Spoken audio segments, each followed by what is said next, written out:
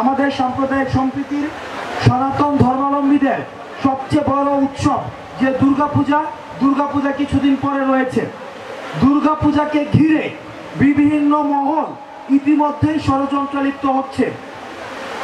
আমরা যেভাবে 5ই আগস্টের পরে আমরা দেখেছি মাদ্রাসার শিক্ষার্থীরা মন্দিরগুলোকে পাহারা দিয়েছে, পাড়া মহল্লায় দাঁড়িয়ে দাঁড়িয়ে আমরা আমাদের সংখ্যালঘু ভাইদের আমরা বাড়িঘরগুলো পাহারা দিয়েছি।